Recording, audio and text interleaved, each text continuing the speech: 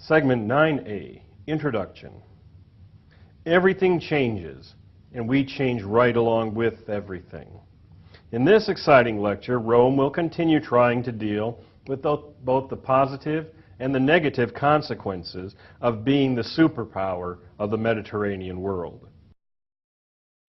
The Romans had been reasonably familiar with the ancient Greeks they encountered in Italy. But when they conquered Greece, it turns out, the Greeks in turn conquered the Romans, to use Horace's phrase.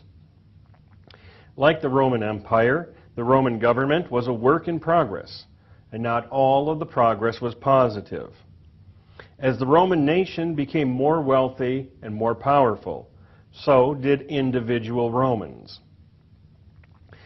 The tension between the wealth and power of individual Romans and the practice of democracy would cause great problems down the line. In segment 9B, Romans and Hellenism, we take up the Romans' love-hate relationship with the ancient Greeks. After the conquest of Greece, Romans rediscovered Hellenism. The cosmopolitan Greek lifestyle developed in classical mainland Greece and spread throughout the eastern Mediterranean by Alexander the Great.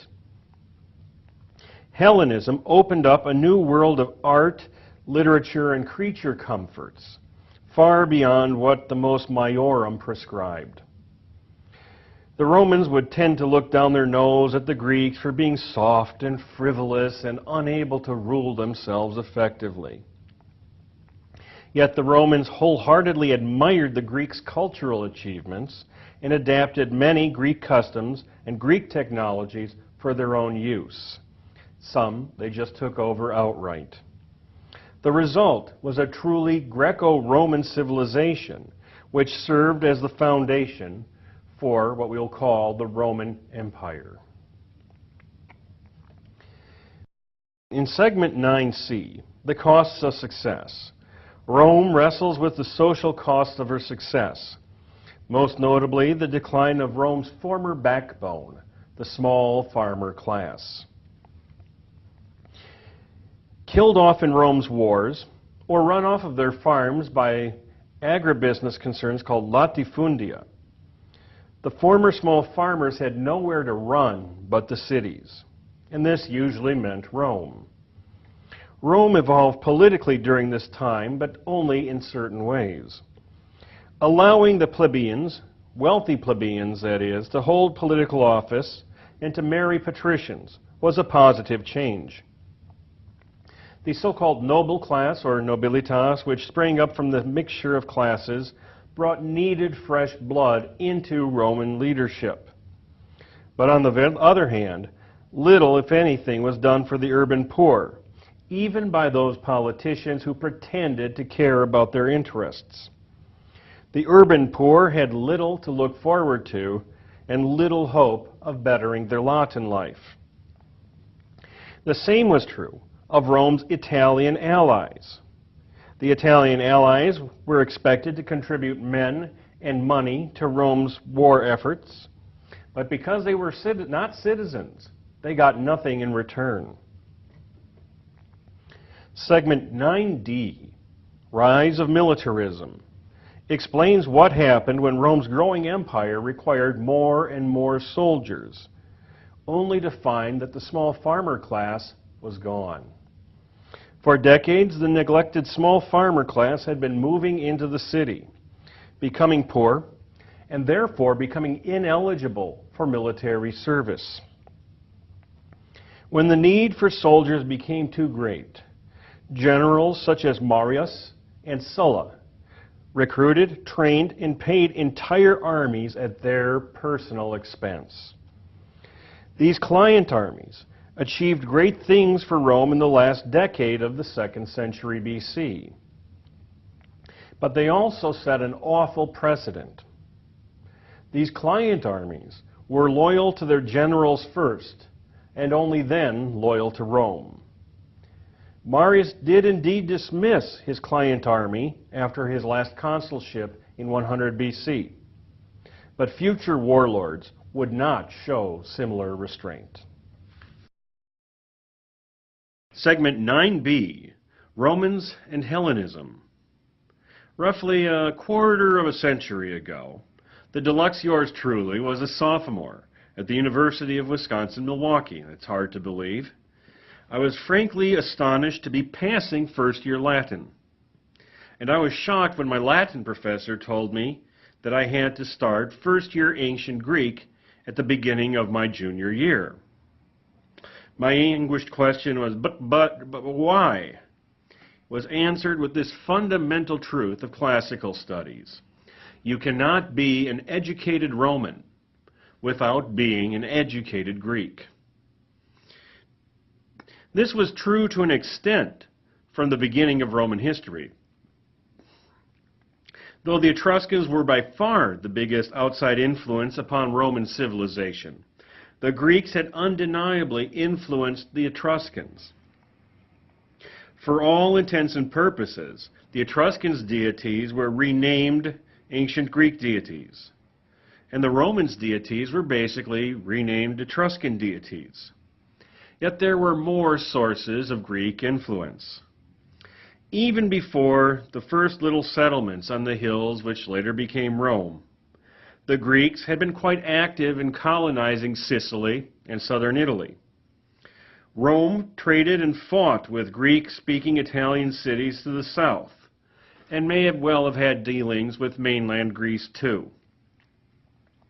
Although not everyone believes this to be a fact, some say the Romans sent a fact-finding mission to Greece before drafting the Code of 12 Tables around 450 BC. Yet even then, the Romans were not above holding a little bit of resentment. Note that the Romans particularly cherished the myth about Aeneas founding Rome, precisely because he wasn't just a Trojan hero of divine lineage, it was because he was a Trojan as opposed to a Greek. The conquest of Greece in the 2nd century BC reintroduced Romans to Greek culture, or Hellenism, in a much greater way. The term Hellenism describes a culture adapted from the classical ancient Greeks and spread through the eastern Mediterranean and the Near East by the conquests of one Alexander the Great of Macedonia. Even after Alexander's empire crumbled, and after the Romans conquered the empires of Alexander's successors, Alexander's Hellenistic ways and customs took root and survived. Roman soldiers who had experienced Hellenistic life came back home describing luxuries on a scale previously unimaginable to a culture steeped in the mos maiorum. Greeks reclined at dinner instead of sitting bolt upright. Greek homes were comfortable and attractively designed. Greeks worshipped in huge, beautiful temples and attended dramatic performances in giant theaters where they sat down. Romans were impressed at the attentions Greek paid to their food and to their dress and even to their music. To the simple small farmers who grew their own food and wore the clothes their wives made for them. The Hellenistic culture of Greece was positively dazzling. Educated Romans were impressed further by the range of arts and literature and by the scientific advancement of the Greeks. The Romans' own intellectual achievements seemed all of a sudden rather scanty, and it became a point of Roman pride to match Greek cultural achievements whenever possible. The military achievements of the Greeks, their great successes and great failures, were studied eagerly by Roman generals. Some unusually enlightened Romans, such as the family of Scipio Africanus, believed that Greek philosophy and the study of Greek political institutions could even improve Roman government. To this fact, we owe the writings of the Greek Polybius and his study of the Roman constitution, which was written in Greek. It soon became customary for wealthy Romans to have their own Greek teachers and Greek philosophers at home, many of whom were still slaves. They preferred slavery in many cases in a wealthy Roman family to freedom in their native Greece. By the 1st century BC, it had also become customary for wealthy young Romans to attend public speaking schools in Greece, taking instruction in Greek and delivering orations in Greek. They spoke Latin in public life, but often switched to Greek in private. From the 2nd century BC on, to be an educated Roman, one more and more now had to be an educated Greek. Yet not everyone was uniformly thrilled by this mania for all things Greek. The more traditional Romans referred to Hellenophilia as emulatio, a term meaning envy of the Greeks. Cato the censor, the leader of Carthage, insisted that Hellenism would shatter the mos maiorum and bring the Roman world to its knees. He pretended not to know any Greek himself. In 155 BC, he even ordered that Greek philosophers residing in Rome had to be run out of town. Cato himself protested far too much. He wrote a history of Rome, which drew upon Greek models and Greek sources. His anti-Hellenism was mainly a political show against the Scipio Africanus family, which embraced Hellenism. Greek comedies and Greek tragedies were translated into Latin and performed in Rome before enthusiastic crowds. But the audiences had to stand or sit in temporary bleachers erected for every festival, because the idea of permanent theaters somehow went against the mos maiorum. Moreover, the worldly, sophisticated comedy characters in these translated plays were portrayed as Greeks, so as not to offend Roman sensibilities. Roman dramatists who claimed the traditional Hellenistic freedom of speech sometimes found themselves in prison thinking of ways to get out. As a nation, the Romans were typically free of self-esteem issues. They were secure knowing that despite their apparent cultural inferiority, they had conquered and pacified the entire Greek world. They were big enough to admit the Hellenic culture was superior in many ways. Yet I believe they never entirely let go of the idea that the Greeks were somehow still a little more civilized. As Rome became more powerful and more interested in shaping how people saw Roman culture, Romans became concerned that Roman art and Roman literature should reflect Rome's special place in the world. Having Greeks like Polybius write about the Roman Constitution, that was great. But the Roman Constitution really was best explained by a Roman political scientist. Ironically, the Roman art and Roman literature which resulted invariably resembled Greek models in one way or another. This helps explain why the Roman civilization of the empire is most often known as Greco-Roman. Although the Romans would never entirely lose their envy of Greek accomplishments, their admiration never faded away either. Ironically, this Greco-Roman culture would later be carried on by the Byzantines, a Greek-speaking people which called itself the Romaioi, which is ancient Greek for the Romans. Segment 9C, the costs of success. Rome's conquests had brought new ager publicus, new prisoners of war to be slaves, and other material riches. Combined with the cultural wealth of the Hellenistic tradition, it was all good. But serious trouble lay just beneath the surface. Without an official plan for dispersing the spoils of war, the generals and the Senate were free to do as they pleased with the booty. This, of course, helped the wealthy aristocrats more than it helped the plebeian slugs who actually fought the wars. Supposedly, the ager publicus was merely lent to the victorious generals, the senators, or their friends, but then as now, possession was 9/10 of the law. Advances in agriculture and the booming number of slaves had made it profitable to run large-scale plantations, or latifundia. Naturally, the wealthy patricians who wound up with the ager publicus, the public land, were in perfect position to make a killing. They could have their latifundia work with cheap slave labor, driving their small farmer neighbors out of business.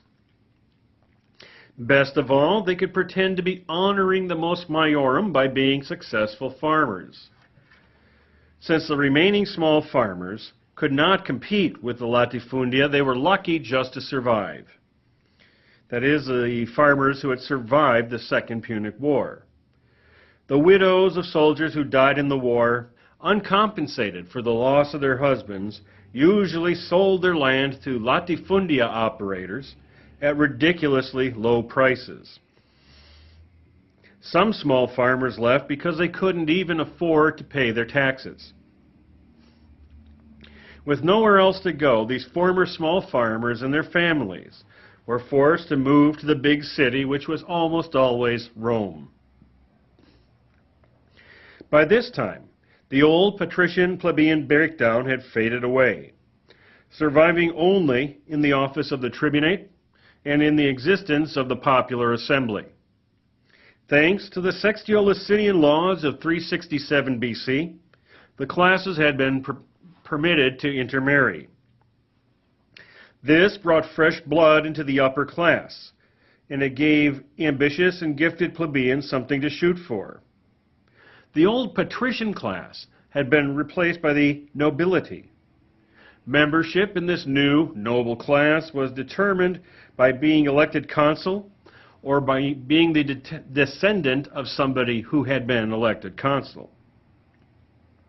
Rome was still, surely, an oligarchy in keeping with the dear old mos maiorum. It's just that plebeian blood had revitalized the old ruling class. As elsewhere, Rome profited from its adaptability in allowing social mobility. The only drawback to being a member of the noble or senatorial class was that senators were expected to be above having business interests. According to the mos maiorum, it was assumed that senators were already wealthy farmers in need of no additional income. Since they still wanted additional income, because who doesn't, the latifundia were the perfect business venture.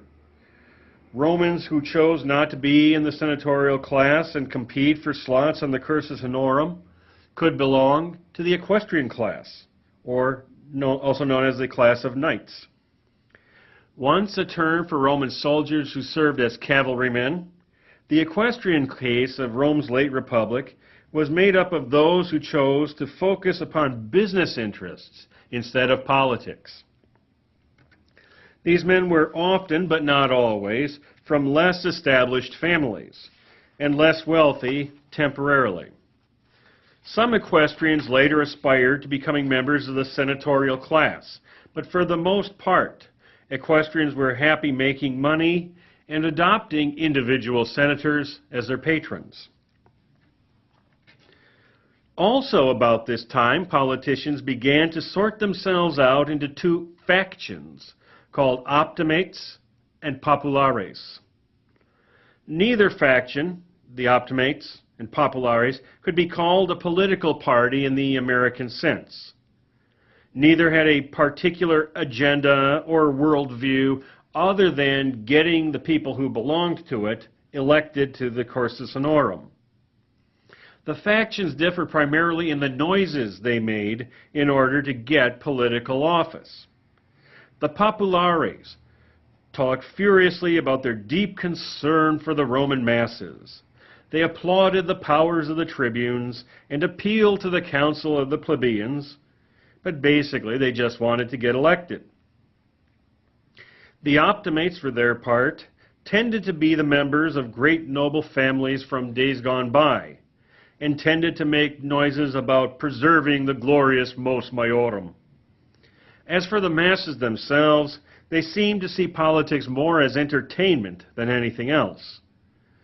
Their votes were less important by tradition than those of the wealthy, but they genuinely enjoyed the drama of the annual political campaigns and the stray handouts they got at election time.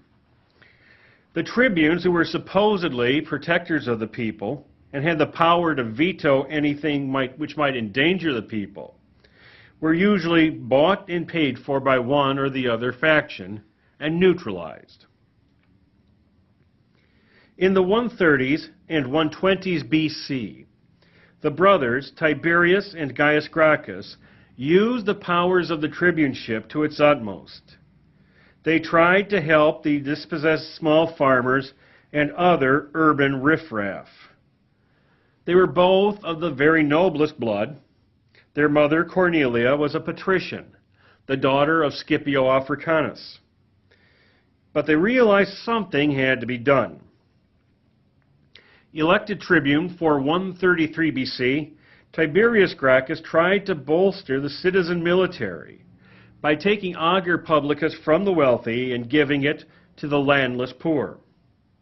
This was, of course, interpreted as trying to build up a clientele.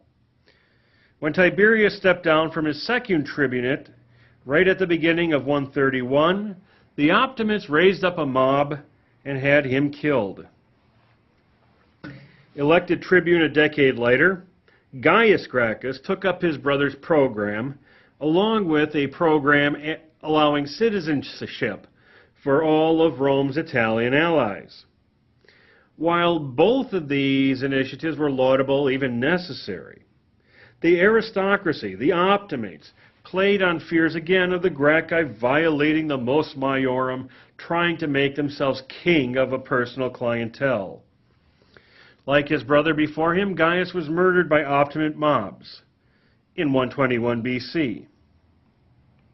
The aristocratic Optimates had gained the upper hand over the reformers, and ambitious tributes thought twice before messing with the establishment. This was only for the time being, though. Something would have to give, and within 15 years, it did.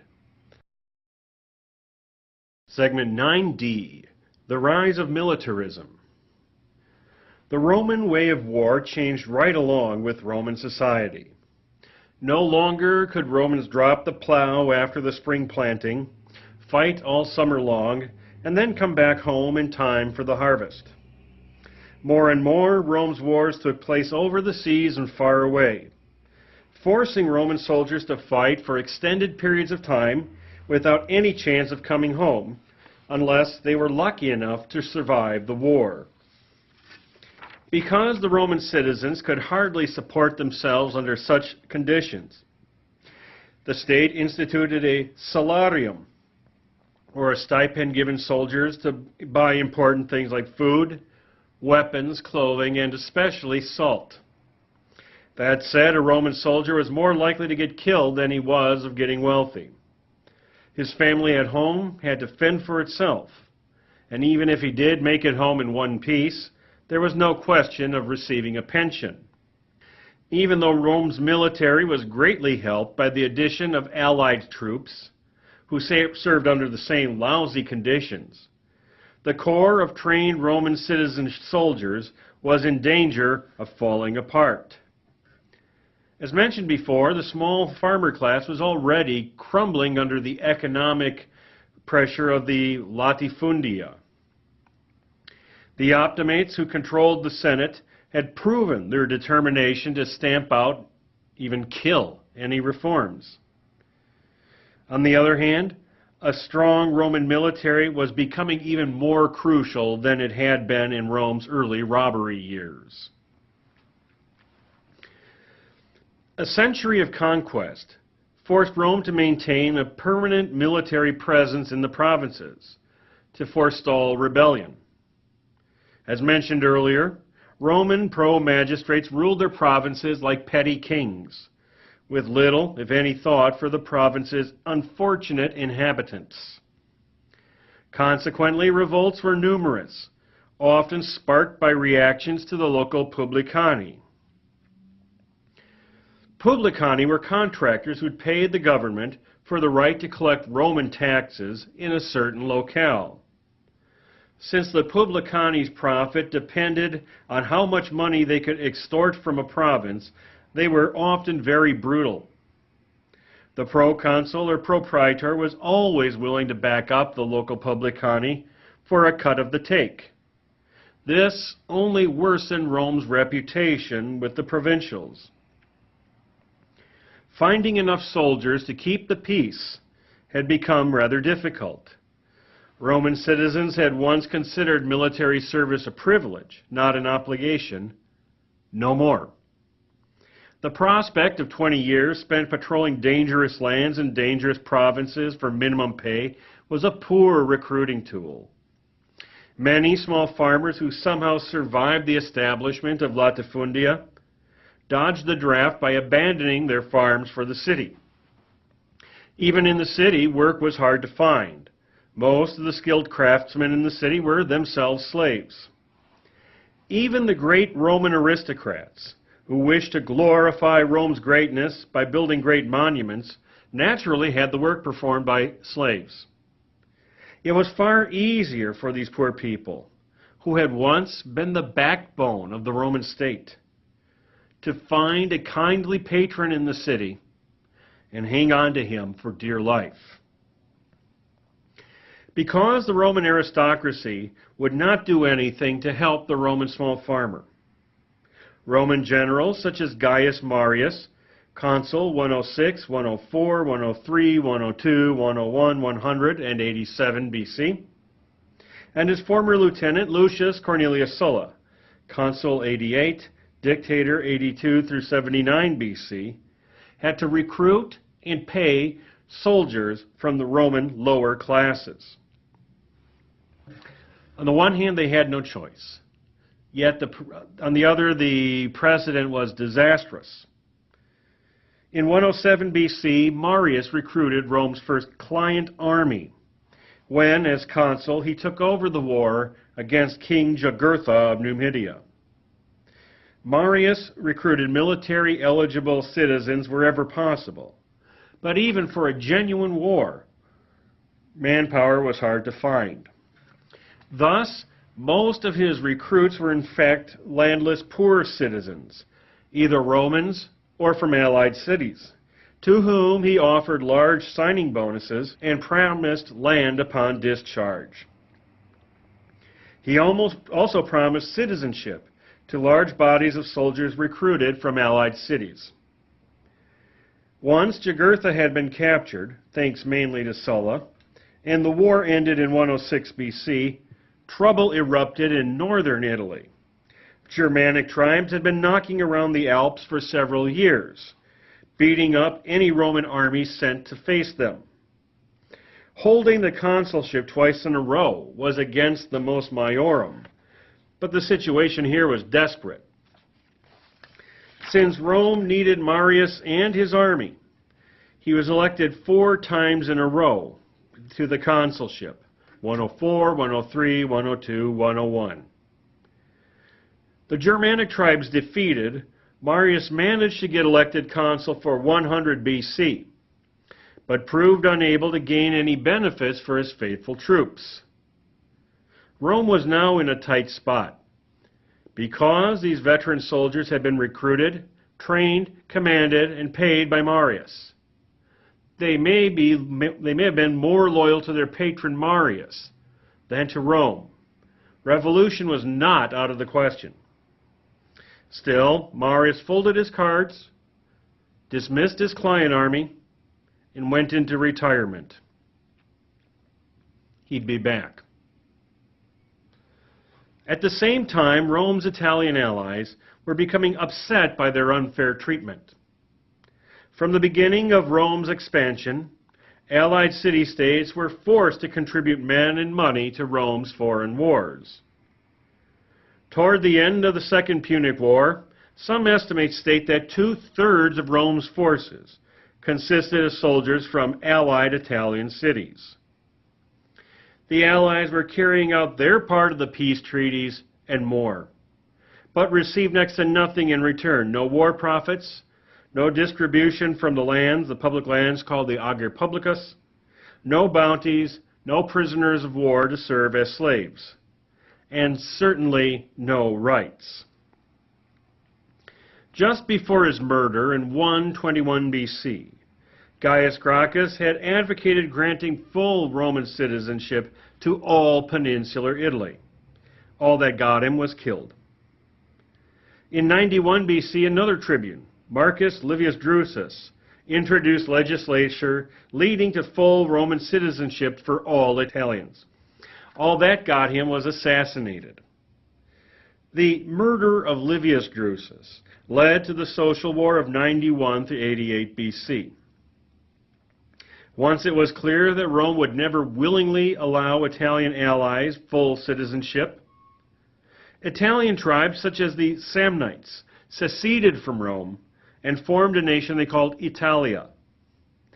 Just as the Confederate States of America was a near carbon copy of the good old USA, Italia was a near mirror copy of Rome. Just like the American Civil War, the fighting between Rome and Italia was as vicious as it was idiotic. How it might have ended is a mystery, but destiny intervened in the form of a terrorist attack by King Mithridates of Pontus. And this is where the Roman theme music comes in. Roman. Okay. Segment 9E, conclusions. 1. With the necessary changes having been made. Part of the Romans' genius included knowing, at least most of the time, when to deviate from the good old mos maiorum. The Romans' openness to adopting Hellenes shows the Romans at their very best. As it turned out, the Romans did not really become morally weakened by exposure to Greek arts, sciences, or social customs. The Romans' close study of the ancient Greeks' language and literature was an essential step to developing Latin literature and Latin drama. Greek medicine was a massive improvement over its Roman counterpart. And as it turned out, even Greek philosophy had something to offer to the aphilosophical Romans. Even the old school Romans like Cato the Censor, the leader of Carthage, who complained bitterly about Hellenism, learned quite a bit from the Greeks. 2. Meet the new boss. Thanks to the Sexto-Licinian laws of 367 BC, plebeians could be elected to the office of consul. Other changes resulted from the conflict of the orders. The patrician class had been replaced in influence by a new quote-unquote noble class, which included plebeian-based families. That is to say, wealthy plebeian-based families.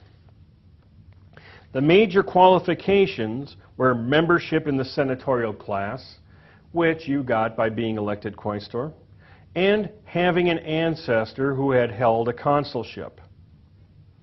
The road was also open to men not born in Rome to become part of the nobility, but this was rare. In practice, only 3 non-senatorial men of any note reached consulship in the history of the Roman Republic. Cato the Elder, we've met him already, Marius, and Cicero. However, even senators from non-noble families were men of influence during the years that they actually held their magistracies. 3. Diversity. Once they got over the conflict of the orders, the Romans were surprisingly well committed to letting people advance socially and politically. This applied not only to the new noble class. The senatorial class was composed of all descendants of formal magistrates, but in principle restricted to those who at least officially stayed out of business life in order to play a role in the Senate. The equestrian class passed up a direct role in public life in order to focus on their business interests. They could, if they wanted, to move up into the senatorial class, but didn't always do so. The equestrian class was also a stepping stone for Italian-born citizens and other non-Roman-born citizens to move into political life. During the Principate, when this commitment to diversity was expanded to include the provinces, Rome was able to draw upon the brightest and most promising people of the entire empire. 4. The seeds that they let grow. The Romans, nevertheless, ignored certain glaring problems until they became catastrophic. Among these were the decline of the small farmer class, the refusal of full Roman citizenship to all Italian allies, and general political corruption. Allowing the small farmer class to disintegrate in Rome's wars of conquest and allowing the latifundia to push the survivors out of business was a big mistake and led to the rise of client armies. The solution would not have been simple, but the Gracchi paid for their lives for trying to find one. Refusal to allow all Italian allies to become citizens could have been fixed with the passage of a law. But it took the death of Livius Drusus, the Social War, and the war against Mithridates to teach the Romans that particular lesson. Finally, political corruption made a mockery of the annual elections with its rampant bribery and other backdoor deals. Optimates jockeyed with populares, and populares jockeyed with optimates, when each was basically just a somewhat different side of the same sad coin. Whoever had the most money and the most clients usually won, which did not bode well for actual democracy. As one of Rome's old enemies observed, Rome was truly a city for sale.